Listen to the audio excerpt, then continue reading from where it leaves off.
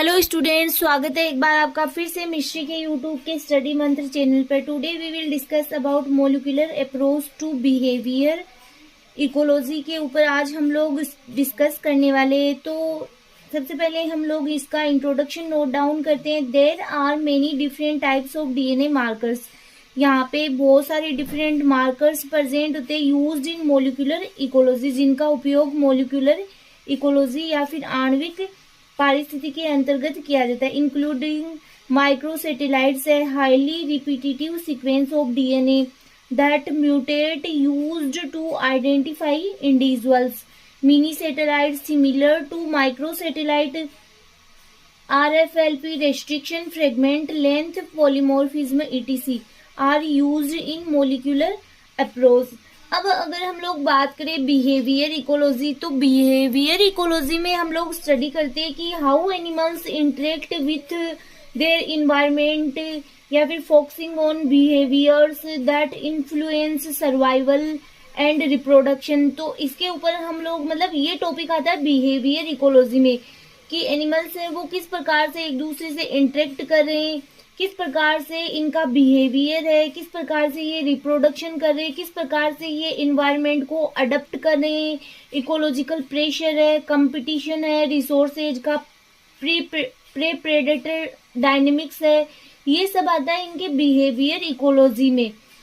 तो आगे है आपके molecular ecology allow the detection of genetic difference. Molecular ecology is a hybrid field that combines molecular biology techniques। Next आपके present time में molecular tool use में लिए जाते हैं, वो डोमिनेंट एंड को डोमिनेंट मार्कर होते हैं। मोलिकुलर मार्कर के रूप में इकोलॉजिस्ट को ऐसे टूल प्रोवाइड है जिनका यूज कर इकोलॉजिस्ट ऐसे क्वेश्चंस का सॉल्यूशन जान सकते हैं जो पहले पॉसिबल नहीं था, और अब उन प्रॉब्लम्स का सॉल्यूशन यथार्थता के साथ खोजा जा सकता है।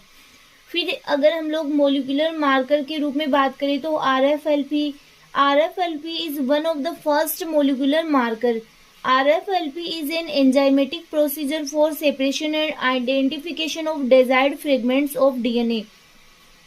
RFLP है वो एंजाइमेटिक प्रोसीजर के आधार पर इसके द्वारा डीएनए के फ्रेगमेंट्स को क्या किया जाता है, आइडेंटिफाई किया जाता है और डिजायर्ड फ्रेगमेंट को अलग किया जाता है। Using restriction endonuclease enzyme may be used to differentiated to organism by analysis of pattern derived from cleavage of DNA. फिर आपके AFLPS amplified fragment length polymorphism. Amplified fragment length polymorphism is a PCR based technique. This is highly sensitive method for detecting polymorphism. फिर आपके codominant marker can differentiate the homozygous and heterozygous.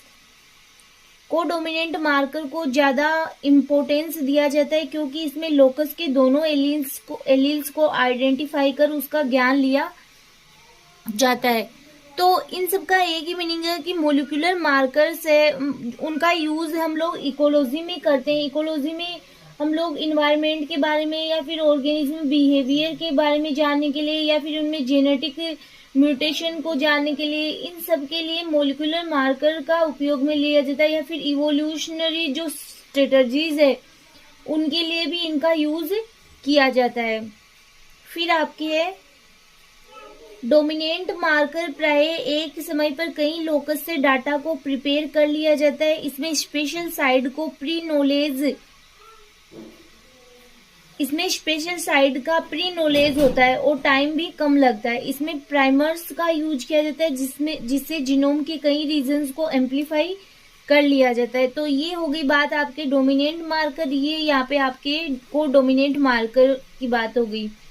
फिर आपके को dominant marker are allozyme, RFLP, SNP, mini satellite, micro satellite, ये सब को dominant marker के अंतर्गत आ जाते हैं। आपके allozymes, this is the oldest marker to be found in the literature dealing with molecular ecology. जो एलोजाइम्स होते हैं वो सबसे ओल्डेस्ट मार्कर होते हैं। अगर हम लोग एलोजाइम की बात करें तो allozymes were the first major molecular genetic marker. तो पहले मेजर मोलिकुलर जेनेटिक मार्कर होते हैं जिनको कि 1960 में डेवलप किया गया था। इनको आप चाहो तो लिख भी सकते हो कि डेवलप्ड इन द 1960। ये क्या होते हैं कि ये they are traditionally detected using electrophoresis. तो इनके अंतर्गत क्या होते हैं, इलेक्ट्रोड लगे हुए रहते हैं जिनमें कि इलेक्ट्रिक करंट प्रोवाइड होता है, इस प्रकार के होते हैं ये। फिर आपके allozymes are codominant in the sense that if one individual has more than one form of the enzyme. ये एक प्रकार से एंजाइम बेस्ड होते हैं, कोडोमिनेंट मार्कर होते हैं। आगे है लिवोन्टिन एडेन हबी ने सर्वप्रथम ड्रोसोफिला में जेनेटिक वेरिएशन की स्टडी के लिए एलोजाइम का यूज किया था। तो ये था आज का टॉपिक, बहुत सिंपल सा इजी सा टॉपिक था। तो नेक्स्ट लेक्चर में हम नए टॉपिक के साथ फिर मिलेंगे।